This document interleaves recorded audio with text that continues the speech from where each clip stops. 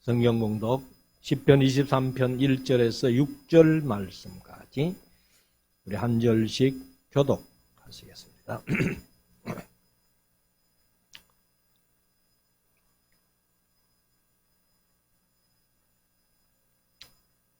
여호와는 나의 목자시니 내가 부족함이 없으리로다.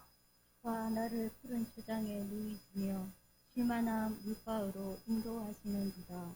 내 영혼을 소생시키시고 자기 이름을 위하여 의의 길로 인도하시는도다. 내가 사망의 음침한 골짜기로 다닐지라도 해를 두려워하지 않을 것은 주께서 나와 함께 하시니라. 주의 지팡이와 막대기가 나를 안위하시나이다. 주께서 내 원수의 목전에서 내게 상을 베푸시고 기름으로 내 머리에 바르셨으니 내 잔이 넘치나이다. 나의 평생에 선하심과 인자하심이 정녕 나를 따르리니 내가 여호와의 집에 영원히 거하리로다. 아멘. 한번 이제 우리 말씀을 묵상하는 시간인데요. 오늘은 시편 23편부터 이렇게 좀 묵상을 하려고 하는데 준비는 27편까지 되어 있습니다만은 잘하면은 25편까지 아니면은 23편, 24편만 이렇게 묵상할 수도 있겠습니다.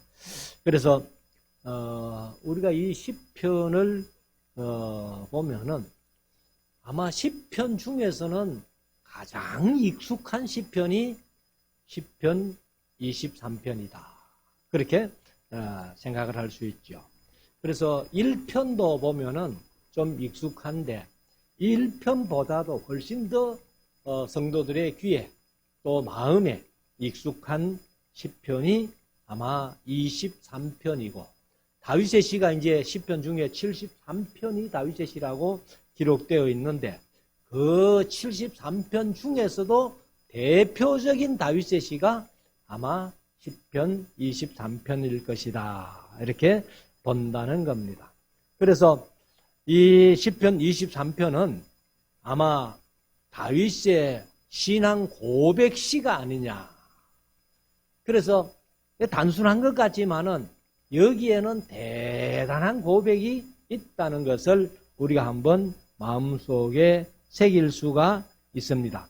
그래서 23편을 우리가 이제 한 절씩 읽으면서 간단하게 묵상을 하고 23편, 24편, 25편 이렇게 하겠는데 자, 1절부터 한번 보십시다. 여호와는 나의 목자시니. 참 성경 속에 목자라는 말이 많이 나오잖아요. 그런데 이 목자라는 말이 마음에 늘 이렇게 메아리 치고 남아있는 말인데 사실은 이제 여기 목자라는 단어가 뭐냐 하면은 라 하는 건데 히브리어로 라 하는 건데 사실 이제 뜻을 보면은 풀을 뜯기다, 방목하다, 풀을 뜯다 그런 뜻도 있고 그러니까 이제 양들이 풀을 뜯어먹을 수 있도록 이렇게 도와주고 인도해주는 그 사람이 목자지요. 근데 또 다른 뜻으로는 무슨 뜻이 있는가 하면은 교제하다, 사귀다, 친구가 되다 이런 뜻을 가지고 있습니다. 그래서 이 여호와 로이, 여호와는 나의 목자. 그래서 이제 로이가 원단어는 라라는 말인데 그 뜻이 원래는 친구라는 뜻이다. 이렇게 말씀을 하고 있습니다. 그래서 우리는 목자라고 하면은 그저 양과 목자를 이렇게 얘기를 하는데 양과 목자라는 것과 그 다음에 라이라는 친구라는 말을 비교해 보면은 그건 차이가 많죠. 그래서 목회자가 성도들을 양이라고 할 때에 우선 목회자는 목자로, 성도들은 양으로 이렇게 얘기를 많이 하잖아요. 근데 여기에서 이제 여호와는 나의 목자시니 할 때 목자라는 말이 라 혹은 라이 이렇게 한다면은 바로 친구다. 그래서 다윗이 하나님을 향해서 하나님은 나의 친구입니다. 이렇게 고백을 한 것입니다. 그래서 예수님께서도 사실은 요한복음 10장에서 나는 선한 목자다 이렇게 말씀을 하실 때에 예수님은 우리 성도들을 향해서 나는 선한 목자다 하는데 바로 예수 그리스도가 어떤 말씀으로 비추어지는가 하면은 나는 너의 친구야. 그런 뜻이라는 거예요. 그래서 요한복음 15장 15절에 보면은 그런 말씀을 합니다. 이제부터는 너희를 종이라 하지 아니하고 종이라 하지 아니하리니 종은 주인의 하는 것을 알지 못함이라. 너희를 친구라 하였나니 내가 내 아버지께 들은 것을 다 너희에게 알게 하였음이니라. 이렇게 말씀을 하시는데 예수님이 바로 우리의 선한 목자시면서 선한 친구라는 겁니다. 그래서 내가 너희를 종이라 하지 아니하고 친구라 한다. 그래서 이제 요한복음에서 그런 말씀을 하시잖아요. 친구를 위하여 목숨을 버리면 이에서 더 큰 사랑이 없다라고 말씀을 하시면서 우리를 친구라 이렇게 말씀을 하시는데 사실 우리를 하나님께로 끌어올리고 하나님께서 우리에게까지 자기를 낮추셔서 동격으로 친구라고 그렇게 말씀을 하신 겁니다. 그래서 사실은 목자와 양 사이에는 친구 사이가 아닌데 우리가 현실적으로 목자와 양이 친구가 안 되는 것을 우리가 잘 알고 있습니다. 그런데 목자가 자기를 낮추고 양을 끌어올려서 동격으로 이렇게 치면서 친구라. 그래서 내가 너희를 친구라 한다. 이렇게 말씀을 하신 겁니다. 그렇다고 하나님을 보고 우리가 친구라고 하면은 사실은 안 되죠. 하나님은 우리 아버지신데. 그런데 하나님이 우리의 친구가 되고 싶어 하신다는 겁니다. 그래서 그만큼 하나님이 하늘 보좌를 버리시고 인간 세상으로 오셔서 자기를 낮추시고 이 양떼들을 끌어올려서 그렇게 친구라고 말씀하셨다는 것은 이것은 우리에게는 대단히 감격적인 그런 말씀이 아닐 수가 없다는 겁니다. 그래서 여호와는 나의 목자시니 양과 목자 사이 그것은 바로 다른 말로 하면 친구가 된다 하는 것을 말씀을 하는데 그래서 계속 다윗이 고백하기를 내가 부족함이 없으리로다. 부족함이 없으리로다. 여기 지금 하나님께서 나의 아버지가 되시고 목자가 되시고 나의 친구가 되고 싶어 하신다는 이 말씀이 얼마나 감격적인 말씀입니다. 그러니까 하나님을 나의 아버지로, 나의 목자로, 나의 친구로 이렇게 고백할 수 있다면은 부족함이 없다는 거예요. 그래서 여호와는 나의 목자시니 내가 부족함이 없다. 이렇게 말씀을 하고 있습니다. 아마 우리가 세상 살아가는 삶 속에서 우리에게 부족한 것이 많잖아요. 개인을 살펴보면은 미래도 부족하고 저래도 부족하고 모든 것이 부족한데 그러나 또 바꾸어서 생각하면은 우리가 세 끼 밥 먹고 살고 그래도 어느 정도 건강을 지키면서 살고 이렇게 한다는 것이 다 부족함이 없는 삶 아니에요. 그러니까 내보다 나은 사람하고 비교해서 아이고 나는 부족하다 그렇게 생각을 하면은 모든 게 다 부족하지만은 우리가 하나님을 아버지로 또 하나님을 나의 목자로 나의 친구로 모시고 산다면은 그런 걱정할 것이 없기 때문에 내가 부족함이 없으리로다 이렇게 말씀을 합니다. 그럼 2절에 그가 나를 푸른 초장에 누이시며 개역개정은 푸른 풀밭에 누이시며 사실 양이요. 그 푸른 초장에서 먹을 수 있다는 게 얼마나 복이겠어요. 그래서 그가 나를 푸른 풀밭에 누이시며 초장에 누이시며 쉴 만한 물가로 인도하시는 도다. 근데 우리가 가끔 이제 제가 뭐 몽골에도 한번 가봤고 그 성지순례도 이제 가서 양들을 이렇게 보는데 양들이 낮에 풀을 뜯을 때에는 눕는 양이 없어요. 원래 혹시 뭐 그림에서나 봤는지는 모르겠습니다만은 양들은 잘 눕지 않는다고 합니다.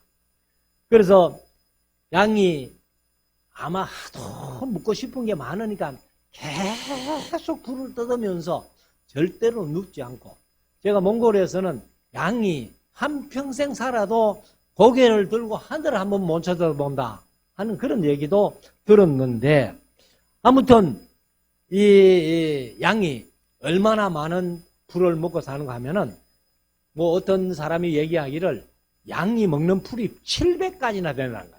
700가지. 그래서 그 많은 것을 이렇게 먹는데 제가 의성에 있을 때에 그 한 장로님이 풀을 뜯어서 목초액을 뭡니까? 그 목초액을 만드는데 양을 한 마리 몰고 올라가 가지고 양이 먹는 풀은 다 뜯어 가지고 흑설탕하고 이렇게 해서 이제 그 즙을 만들어 가지고 그렇게 이제 파는 것을 제가 봤는데요. 아무튼 이 양은 눕지 않는데 이제 뭐 밤에 잘 때는 누워서 자겠죠. 그러니까 푸른 초장에 누이신다는 말은 양이 얼마나 행복한가 하는 것을 말씀을 하고 있고 그 다음에 이제 쉴 만한 물가로 인도해 주신다는 겁니다. 그러니까 양이 풀 먹고 물 먹고 하면은 양으로서는 최고의 행복이에요. 그것을 이제 다윗이 고백을 하고 있습니다. 그래서 여호와가 나의 목자가 되셔서 나는 조금도 부족함이 없고 그가 나를 푸른 초장에 쉴 만한 물가로 인도하시고 누워주시는 이런 목자를 내가 모시고 살기 때문에 얼마나 행복한가 하는 것을 여기에서 말씀을 합니다. 3절 내 영혼을 소생시키시고 사실은 이제 이 소생시킨다는 말 이 말은 회복한다 그 말입니다. 그래서 내 영혼이 뭐 부족함이 있던 것을 전부 회복해 주시고 돌이켜 주셔가지고 이렇게 이제 소생시켜 주신다 이렇게 말씀을 하는데 왜 내 영혼을 소생시키고 그 다음에 거듭나게 하시고 하나님의 자녀 삼으셨는가 하면은 자기 이름을 위하여 어제 지난주도 에스겔서를 하면서 말씀드렸습니다만 하나님께서 이스라엘을 그 아수르에게 망하게 하고 바벨론에게 망하게 하고 이렇게 열국에 흩어 놓으셨지만은 바로 하나님이 거룩한 이름을 위하여라고 그렇게 말씀을 하셨지 않습니까? 그래서 여기도 내 영혼을 소생시키시고 자기 이름을 위하여 의의 길로 인도하시는도다. 그래서 사람이 살아가면서 길이 잘못되어 가지고 인생 길을 잘못 들어서 실패하는 그런 사람이 많은데, 그런데 우리를 하나님께서 양 삼으시고 친히 목자가 되어주시고 친구가 되어주셔서 우리를 항상 의의 길로 인도해 주신다는 겁니다. 왜?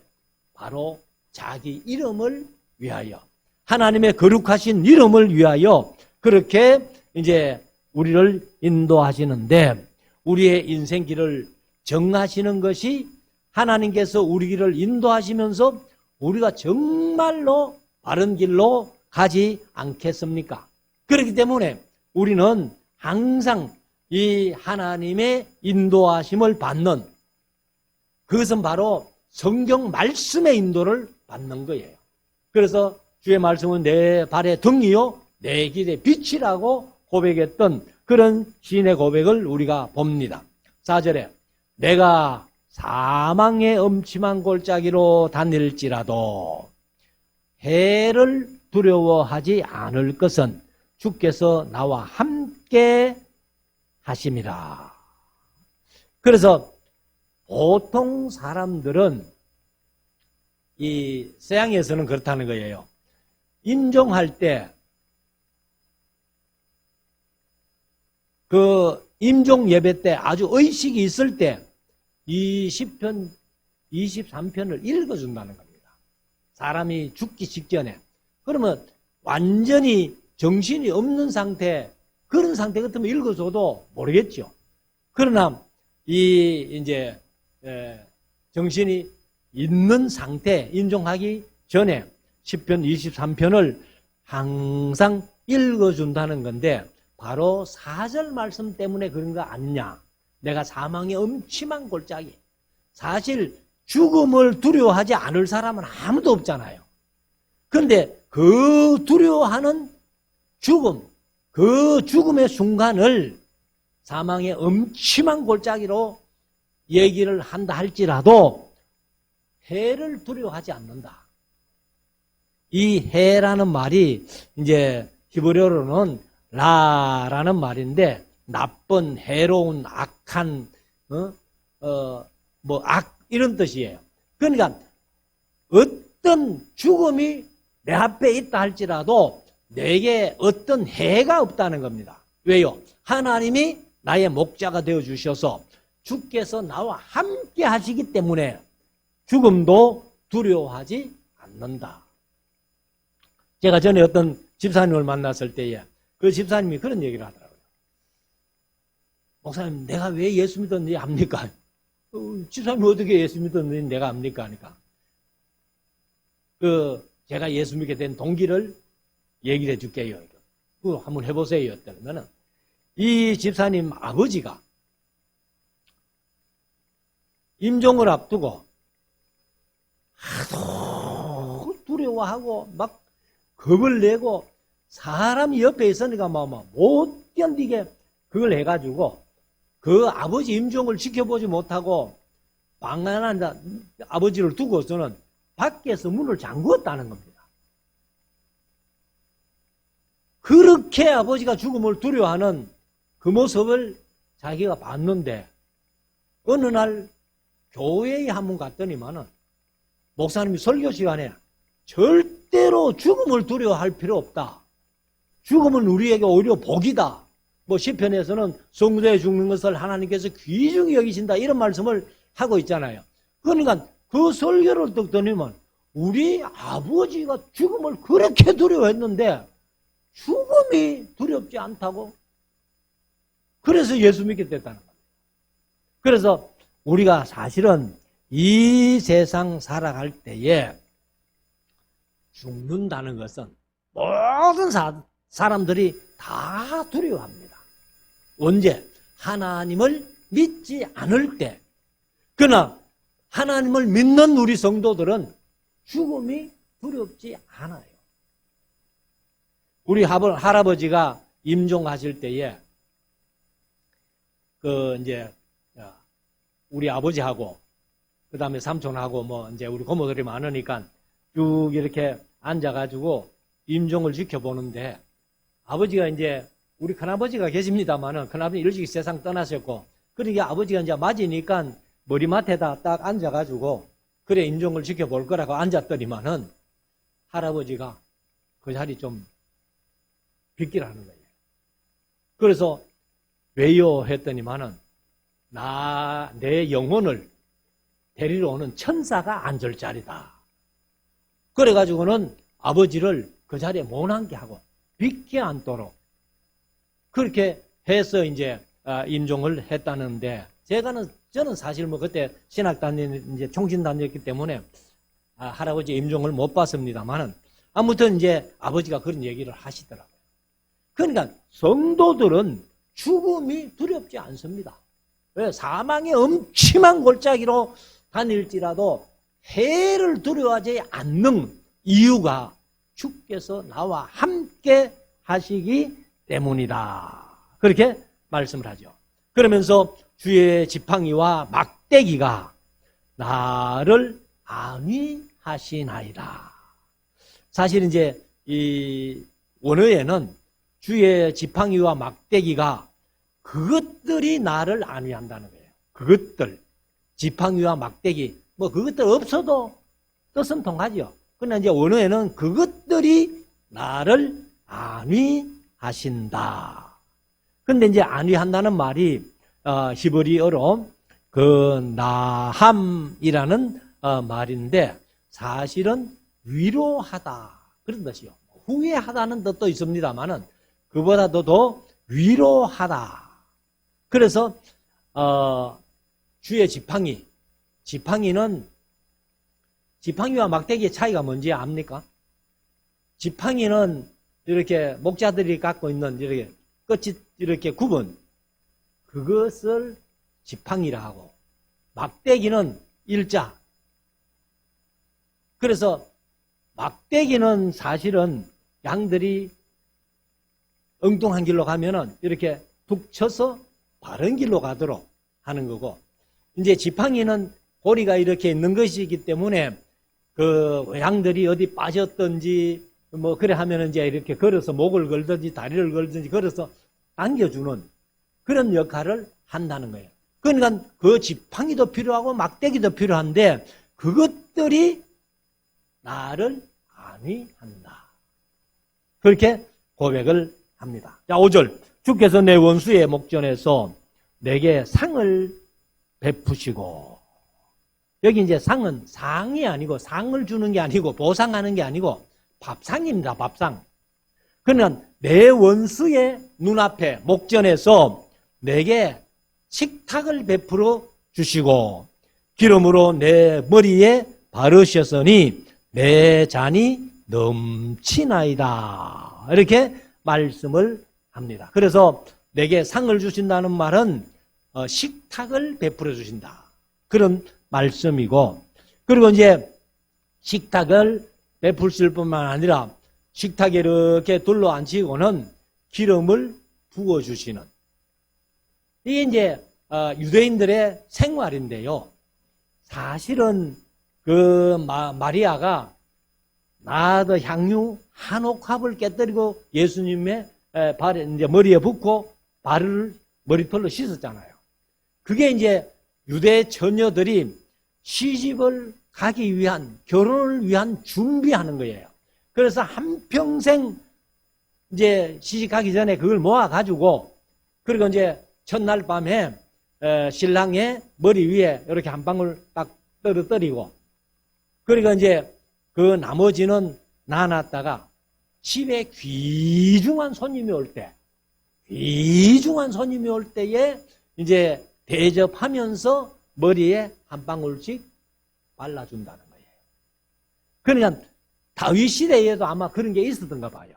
그러니까 내게 상을 베풀어 주실 뿐만 아니라 그 귀중한 식탁에 청함을 받아서 갔더니만은 머리에다가 기름을 한 방울 발라주는 그런 은혜, 그런 복이 다윗에게 있다는 겁니다.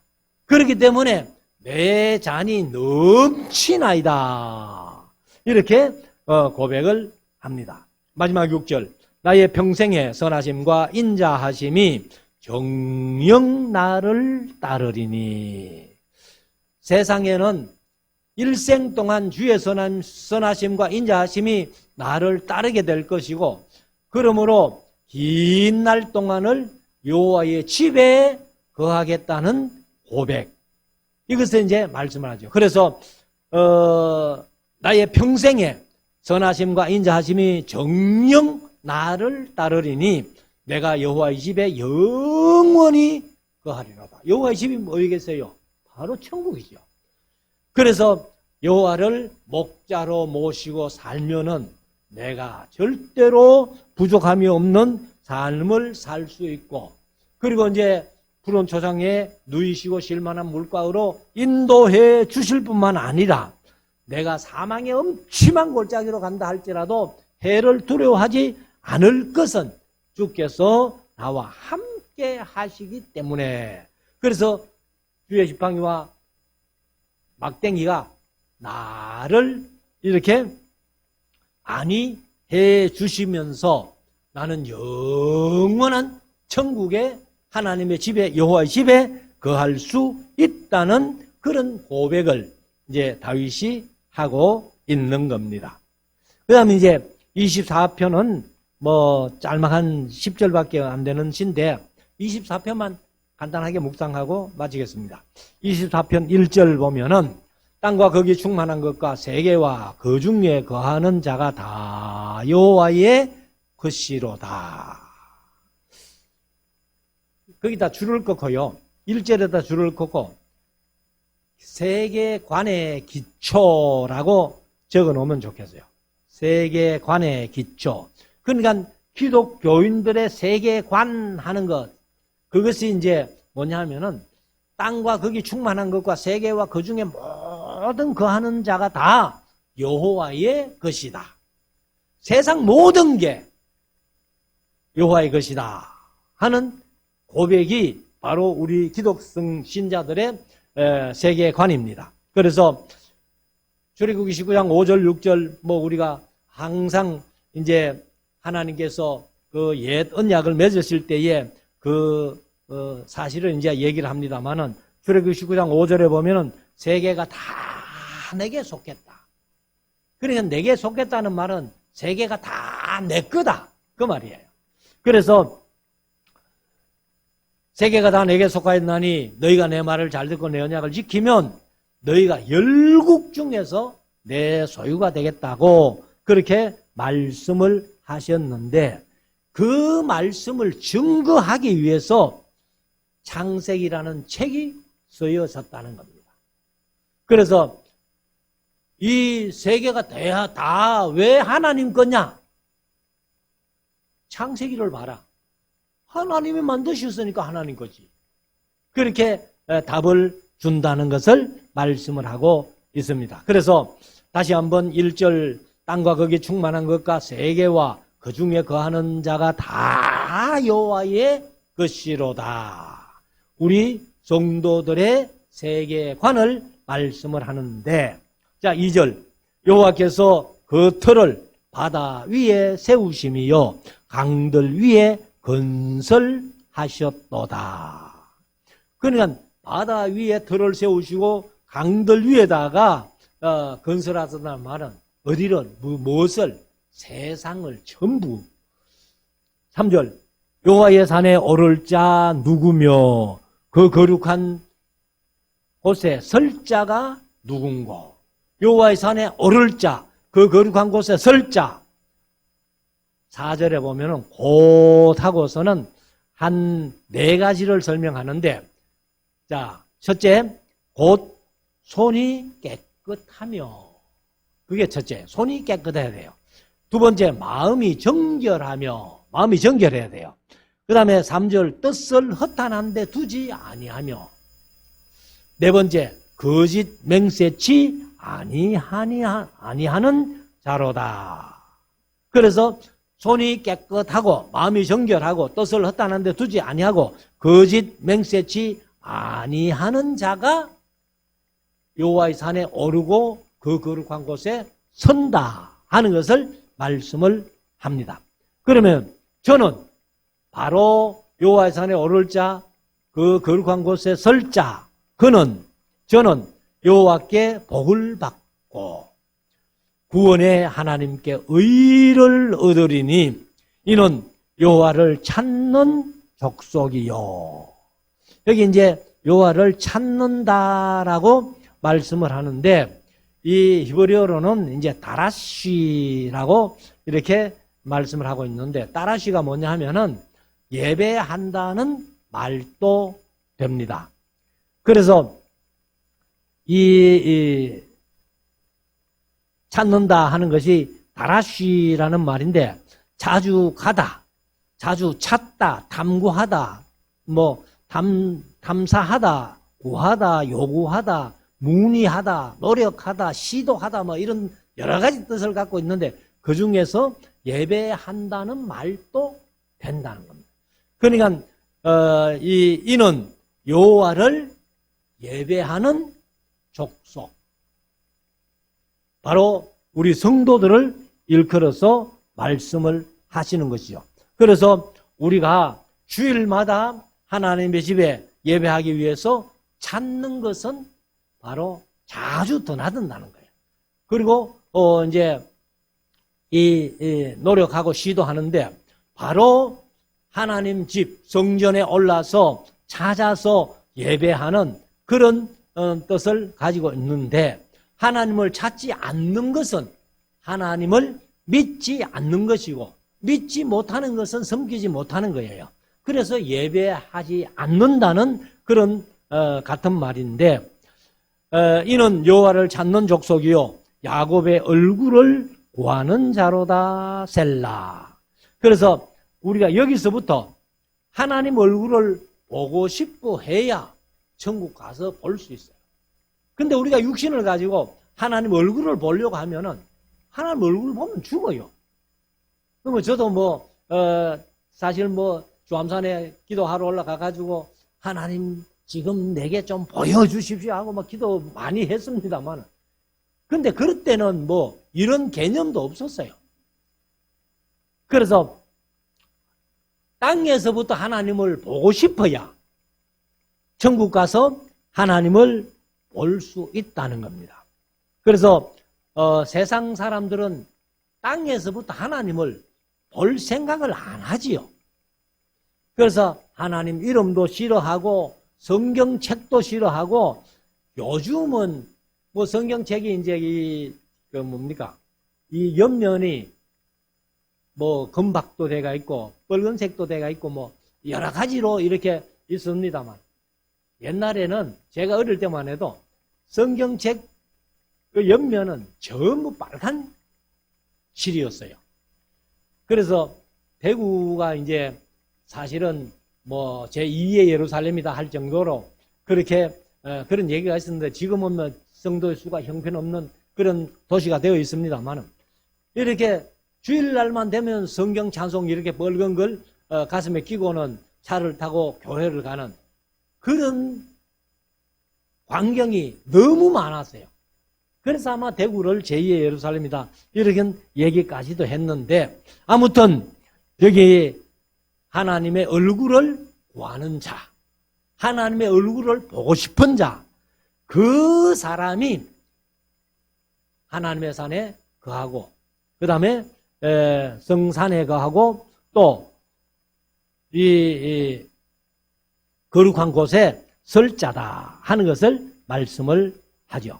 자, 7절 문들아 너희 머리를 들지어라 영원한 문들아 들릴지어라 영광의 왕이 들어가시리로다. 영광의 왕이 뉘시뇨 강하고 능한 여호와시요 전쟁에 능한 여호와시로다. 그래서 문들아 너희 머리를 들어라 하고서는 영원한 문들아 머리를 들고 열려라. 거기에 영광의 왕이 들어가시는데 영광의 왕이 바로 누구냐? 전쟁에 능하시고 또 강하고 능한 여호와시다 하는 것을 말씀을 하죠. 그리고 9절에도 똑같이 말씀하는데 문들아 너희 머리를 들지어다 영원한 문들아 들릴지어다 영광의 왕이 들어가시리로다. 영광의 왕이 뉘시뇨 만군의 여호와께서 곧 영광의 왕이시로다 셀라. 그래서 우리가 항상 마음 문을 열고 우리 마음속에 하나님을 찾고 구하고 사모하고 그런 사람들이 여호와의 성산에 거하고 거룩한 곳에 서게 될 것이다. 이렇게 다윗이 고백을 했습니다. 이 다윗의 고백이 바로 우리 성도들, 저와 여러분들의 고백이 되어가지고 영원히 하나님의 집에 거할 수 있는 그런 은혜가 우리 성도들에게 있으시기를 주의 이름으로 축원합니다. 기도드리겠습니다.